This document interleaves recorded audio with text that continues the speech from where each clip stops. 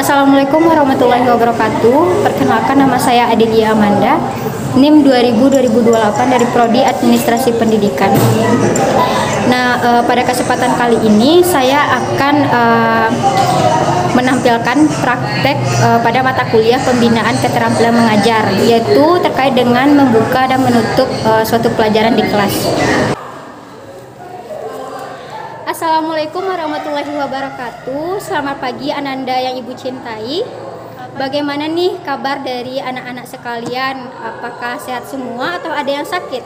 Alhamdulillah sehat, Bu. Alhamdulillah. Nah, sebelum kita memulai pembelajaran kita kali ini, alangkah baiknya kita awali dengan doa dulu. Nah, Ibu meminta salah satu dari kalian atau ketua kelas untuk memimpin doa. Silakan kepada ketua. Baiklah, semoga dengan doa tadi maka pembelajaran kita akan lancar hingga selesai. Amin, amin ya robbal alamin. Nah, baiklah sekarang tolong dengarkan baik-baik namanya. Ibu akan mengambil absen. Aini Septia Rahmalita. Hadir, Bu. Bayu Sanggara. Hadir, Bu. Ceni Hidayati. Hadir, Bu. Zahra Tunisa. Hadir, Bu. Nah, dari absen tadi ada yang namanya belum tersebut atau tidak?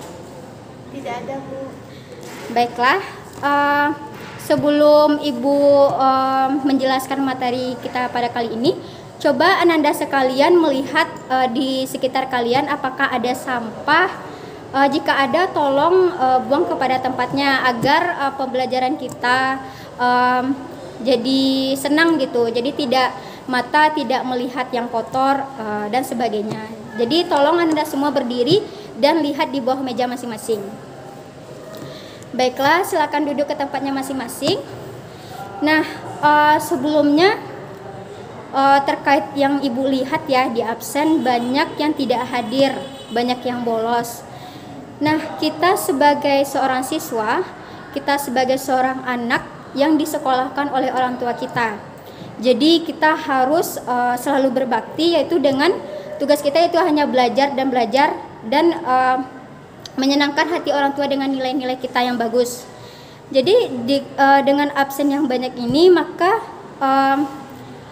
tandanya yaitu kurangnya motivasi. Jadi Ibu punya suatu perumpamaan, Ibu punya 5 lilin. Nah, 4 lilinnya ini mati dan hanya satu yang hidup. Satu lilin yang hidup. Nah, satu lilin ini akan bisa menghidupkan keempat lilin yang mati tadi.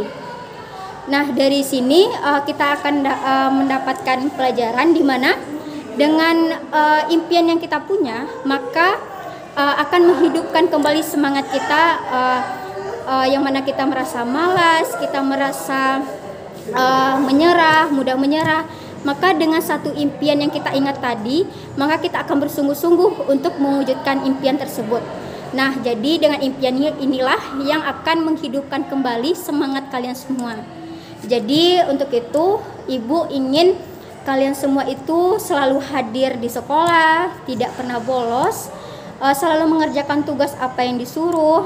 Yang mana kita berangkat dari rumah itu perginya ke sekolah, jadi jangan malah pergi main sama temen lah, inilah. Maka kita harus membanggakan orang tua kita dengan ilmu yang bermanfaat dari sekolah. Jadi hasil jerih payah dari orang tua kita itu terbayar dengan berhasilnya kita nanti sukses hingga perguruan tinggi.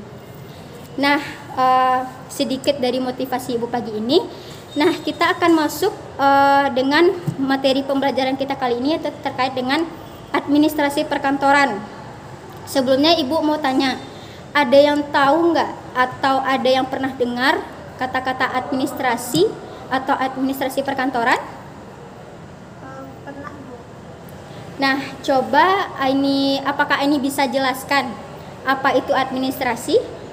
Administrasi itu kegiatan mengelola, Bu. Nah, betul apa yang disebutkan Aini, tapi Ibu ingin meminta apakah ada yang lain yang bisa lebih melengkapi dari jawaban yang Aini berikan tadi? Izin, Bu, saya. Silakan Bayu. Baik, terima kasih, Bu. Menurut pendapat saya, administrasi itu kegiatan mengatur mengelola seluruh sumber daya yang ada untuk mencapai tujuan, Bu. Nah, bagus kepada Bayu. Nah, sekarang Ibu akan menjelaskan. Nah, tolong Ananda catat semua ya. Di sini administrasi itu secara etimologi, kata administrasi itu artinya intensif dan minister, atau dalam bahasa Indonesia berarti membantu, melayani atau memenuhi. Nah, di sini arti dari administrasi perkantoran sendiri dalam arti sempit adalah semua kegiatan teknis dan punya peranan pokok dalam pelaksanaan kegiatan operatif, menyajikan laporan pada direksi serta berperan dalam menciptakan organisasi perusahaan yang lebih efektif dan efisien.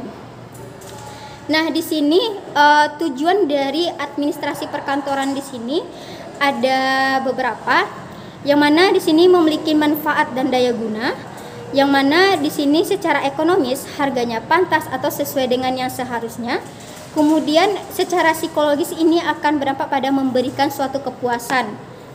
Nah, yang mana di sini tujuan dari administrasi perkantoran sendiri diantaranya yang pertama yaitu menyediakan data dan informasi secara lengkap kepada pihak-pihak yang membutuhkan untuk pelaksanaan tugas organisasi secara efektif dan efisien. Kemudian di sini Ananda yang mana ini akan memberikan pelatihan atau perintah kerja kepada pegawai ataupun karyawan. Nah, di sini juga dapat menafsirkan dan mengkomunikasikan semua prosedur kerja dan kebijakan perusahaan kepada para pegawainya atau karyawannya. Nah, di sini apakah dari penjelasan Ibu tadi ada yang kurang paham atau ada yang belum menangkap sama sekali? Maaf, Bu, saya, Bu. Silakan Aini. Saya izin bertanya, Bu. Bolehkah diulang lagi mengenai tujuan administrasi tadi, Bu? Baiklah. Nah, Ibu minta Ananda semua harus memperhatikan Ibu. Tidak ada yang bermain HP, tidak ada yang mengobrol sama temannya. Yang mana ilmu ini akan bermanfaat untuk kita semua. Jadi, Ibu meminta kalian semua untuk membuka catatannya dan mencatat apa poin-poin penting yang Ibu sampaikan.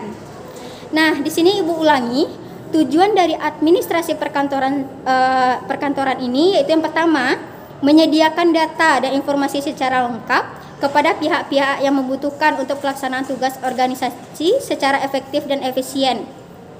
Kemudian dapat mengkomunikasikan semua prosedur kerja dan kebijakan perusahaan kepada para pegawainya. Nah, selanjutnya yaitu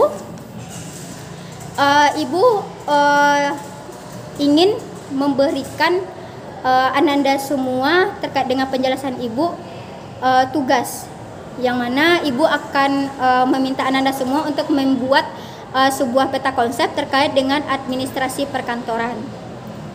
Nah, baiklah, sekian dari penjelasan materi yang Ibu sampaikan.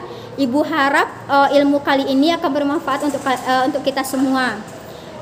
Baiklah, jangan lupa dikerjakan tugasnya, jangan bolos-bolos sekolah, tetap semangat, tetap berpikir positif.